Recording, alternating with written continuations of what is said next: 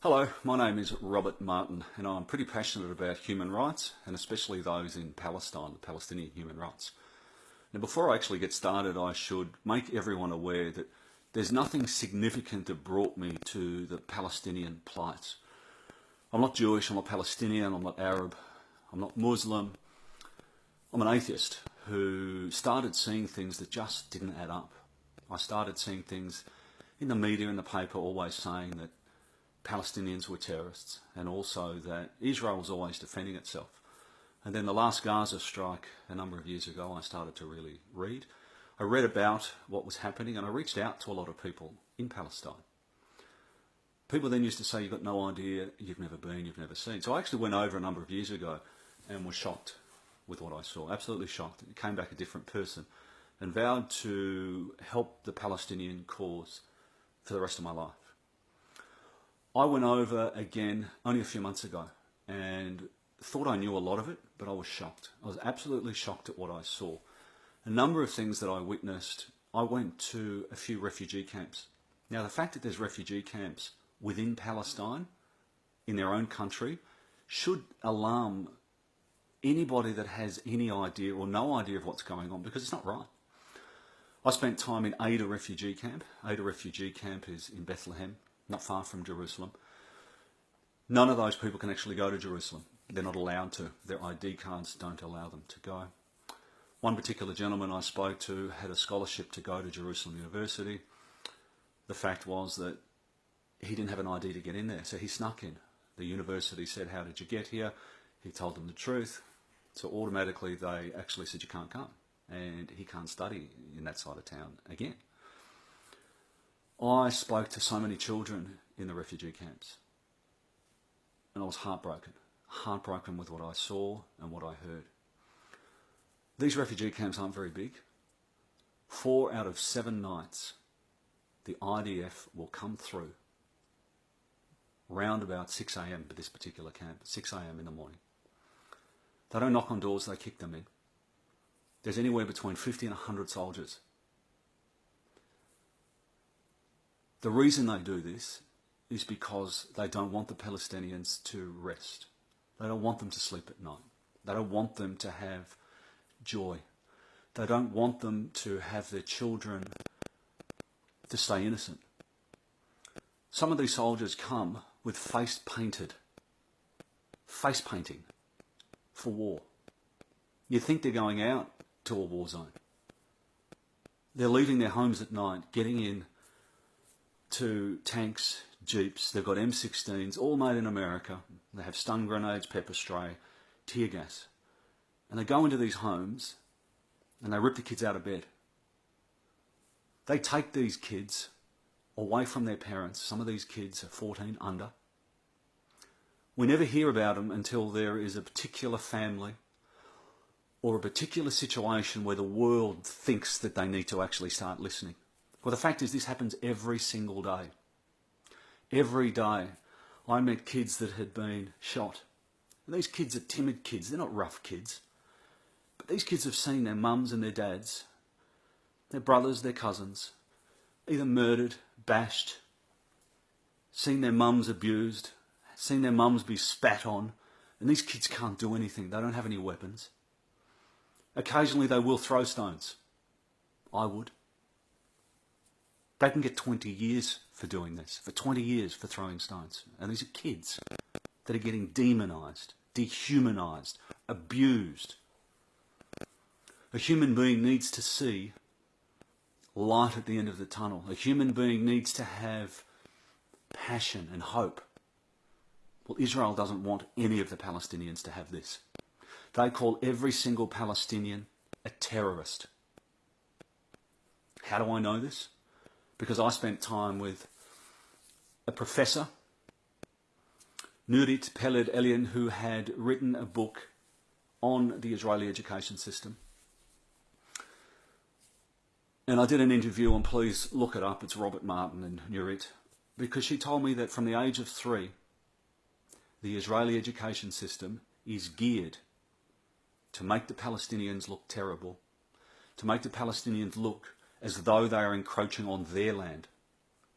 In all of the education books in Israel, There's no West Bank. It's Judea and Samaria, which is God gave them that land. So if you teach your children from that early age that this is my land and the Palestinians are terrorists, what are they going to do when they get a gun? They go in there and they kill these children. They kill these Palestinian kids that are like you and I. These Palestinian kids want to live. Palestinians do not want charity. The Palestinians just want what you and I want, which is to be left alone, to either have Christmas or any way that they celebrate, to have birthday parties, to be able to attend a funeral without being shot at. Because the amount of times that the funerals are attacked by Israel is numerous. They don't even allow the Palestinians to grieve. I spoke to soldiers. I spoke to young Israeli Jewish kids in Jerusalem. I asked, what do you think of Palestinians? And the answers that I got made me sick. The answers I got were, what are Palestinians? What is Palestine? They're terrorists, they're dirty terrorists, they stink, they smell. And I asked all of them, have you spent time with one? Why would I do that? Why would I do that, these guys say? Well, at Ada refugee camp, they come in at 6. Let me tell you what the IDF do at the rest of the Palestinian areas, you know, the West Bank. They come in between 2 and 3 in the morning. 2 and 3 in the morning, anywhere between 20, 40, up to 100 soldiers. They will kick the door in. Mum and Dad will get up. They'll take the kids out. They remove the kids from the house, they blindfold them, and they handcuff them. This is against international law. But why does Israel have to come in between 2 and 3 in the morning? It's pretty obvious. Because they want to intimidate them, dehumanise them, scare them, and have them living on edge. They want the Palestinians to resist so they can shoot them and kill them. And this is what continually happens. I also was told, and I've Googled it since, Israelis that kill Palestinians do not serve much time in jail at all. They either get let off, or they'll spend a little bit of time at home. The government will actually lobby to have them out. They do not spend much time in jail. So they go up from growing as young kids from the age of 3 that Palestinians are on their own land, that Palestinians are living in Judea and Samaria and they're terrorists and all they want to do is kill us. Then they get given a gun. And when they kill a Palestinian, they get let off or they become a hero. They become a hero for killing Palestinians. You tell me who the terrorists are. What are the Palestinians to do? They go to the courts, they go to the UN, they try anything. Yes, they did do violence many, many years ago, but what would you do? I know what I would do. If I had seen my mother, my father, my sister, my brother beaten or killed, had my land stolen, had my house taken, and then I'm blamed for being a terrorist.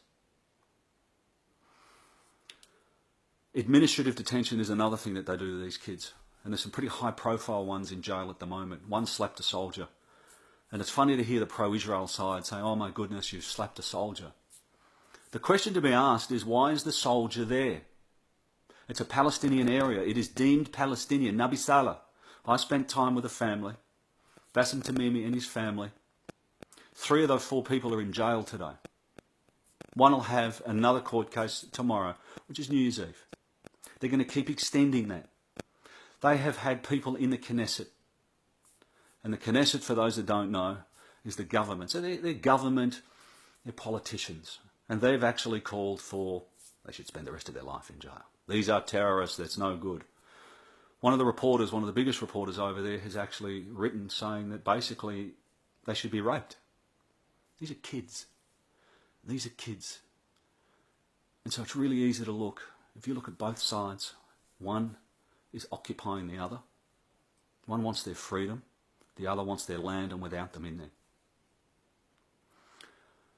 I went over there with an open mind a couple of years ago because I really wanted to learn the truth.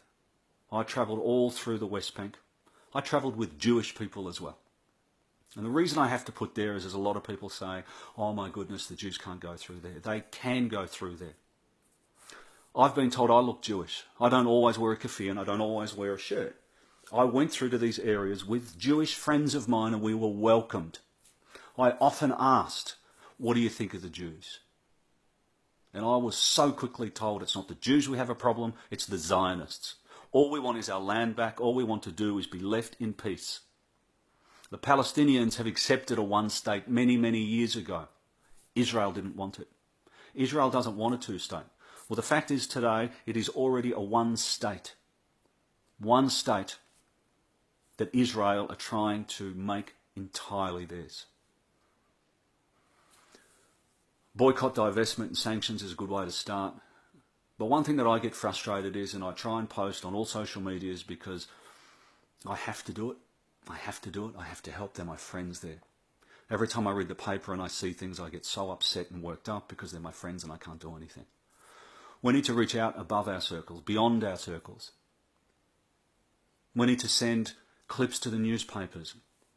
Hit all the big websites that have, CNN, NBC, all of these ones that talk about only Israel. Take some clips that you see and put them all on these news sites. Because governments don't change communities, people do. Now, the world is waking up. The world is waking up to the propaganda that Israel's been doing for so long. And I look forward to it changing.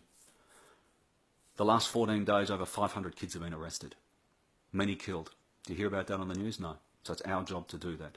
Our job as activists is to help the Palestinian voices be heard.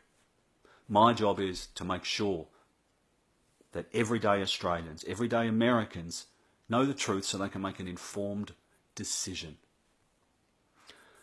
I hope everyone has a good Christmas. I hope everyone has a good New Year. Let's do something for the Palestinians, for their kids, because I'm sick to death of their kids having their innocence stolen.